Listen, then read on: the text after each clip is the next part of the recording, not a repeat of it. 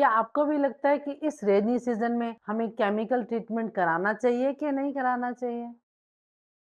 हाय दोस्तों, मैं Bharti from Bharti makeup and styling studios. आज मैं फिर आपके लिए खास इंपॉर्टेंट और यूजफुल टॉपिक लेके आई हूँ। हाँ, इस रेनी सीजन में हम केमिकल ट्रीटमेंट करा सकते हैं, बट कुछ चीजों का ध्यान रखना बहुत जरूरी है। अगर आपके हेयर में कुछ इन्फेक्शन है इस वेदर में, अगर आपको कोई ईचिंग हो रही है, ये बहुत ज्यादा डैंड्रफ है, या आपके बाल बहुत वीक हो रहे हैं, जैसे बार बार झड़ रहे हैं, एक्सेस आपका हेयर फॉल हो रहा है, तो केमिकल ट्रीटमेंट तो क्या, कोई नॉर्मल ट्रीटमेंट भी नहीं कराना चाहिए। या तो पहले उन बालों को अच्छे से स्पा की ट्रीटमेंट लें, या फिर कुछ इस तरह से ट्रीटमेंट लें जो आपके बालों की केयर कर सके। तो मैं आज इसी टॉपिक पे बात करने आई हूँ, कहीं ये रेनी सीजन आपको बेनिफिट देने की बजाय कोई आपको बैड इफेक्ट ना दे दे। नंबर 1, अगर आपको केमिकल ट्रीटमेंट कराना ही है तो सबसे पहले आपको बारिश के पानी से अपने बालों को बचाना होगा। नंबर 2, आफ्टर ट्रीटमेंट आपको सल्फर फ्री शैम्पू और कंडीशनिंग करनी बहुत जरूरी है। और नेक्स्ट है, आफ्टर केमिकल जो भी प्रोडक्ट्स के लिए आपको बोला गया है उसको प्लीज फॉलो करो, नहीं तो क्या हो सकता है, वो केमिकल आपका बहुत जल्दी आपके हेयर से निकलने के चांसेस होते हैं। और नेक्स्ट पॉइंट है ऑयलिंग।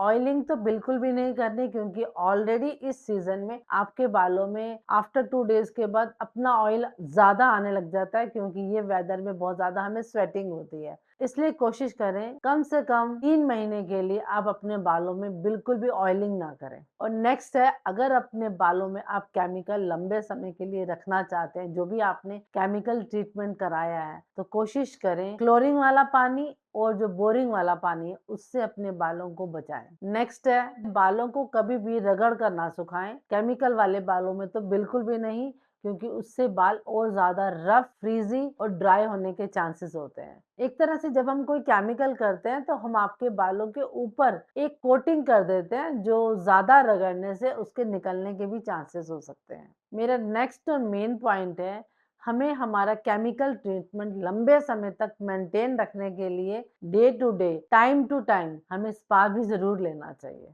ऐसे मेरे बहुत सारे क्लाइंट्स का क्वेश्चन है कि अगर हमें इस रेनी सीजन में ट्रीटमेंट कराना है, कोई भी केमिकल ट्रीटमेंट कराना है, तो कौन सा करवाएं। ये सारी बातें आपके हेयर के टेक्सचर के ऊपर डिपेंड करती हैं और आपकी चॉइस के ऊपर डिपेंड करती हैं। आपके बाल अगर बहुत ज्यादा फ्रीजी हैं, आप क्या चाहते हैं कि आपके बाल स्ट्रेट हो जाएं या स्मूथ हो जाएं या रिपेयर हो जाएं, इन सारी चीजों का मैटर आपके बालों के टेक्सचर पे डिपेंड करता है कि किस तरह से कौन सा केमिकल आपके बालों पे जाएगा।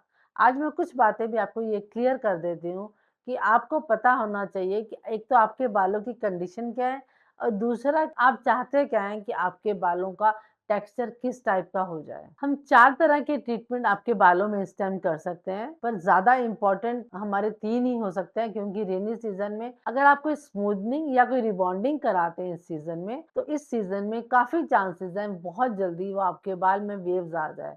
इसलिए कोशिश करें इस सीजन में स्मूथनिंग या रिबॉन्डिंग ना कराएं। अगर आपके बाल बहुत ज्यादा फ्रीजी या फिर वेवी हैं, आपको अपने बालों की फ्रीजीनेस कंट्रोल करनी है, तो आप अपने बालों में नैनोप्लास्टिया करा सकते हैं। तो ये बालों को स्ट्रेट भी कर देगा, रिपेयर भी करेगा, और दूसरा आपके बालों को लो केमिकल को यूज करके आपके बालों को मेंटेन रखेगा। और मेरा नेक्स्ट है कि अगर आपके बालों में आप कोई शाइन नहीं है और आपको लगता है कि सिर्फ जस्ट मुझे अपने बालों को मैनेजमेंट के लिए कुछ ट्रीटमेंट कराना है, या आपको लगता है कि मेरे बालों में बहुत ज़्यादा डलनेस हो गई है, तो कुछ टाइम के लिए मुझे ऐसा ट्रीटमेंट कराना है जो लुक वाइज भी स्ट्रेट दिखे और थोड़ी सी शाइन दिखे, तो आप केराटिन ट्रीटमेंट ले सकते हैं, जिसकी वजह से आपके बालों में थोड़ी शाइन भी रहेगी, क्योंकि वो एक बालों के ऊपर आपके हम कोटिंग कर देते हैं, कुछ समय के लिए आपके बालों में स्मूथनेस के साथ साथ शाइन भी लाता है। और मेरा नेक्स्ट है, अगर आपके बालों में बहुत ज्यादा केमिकल है, बहुत डल हैं, उनमें कोई भी शाइन नहीं है, आपको लगता है कि उनमें बिल्कुल बेजान से हो गए हैं,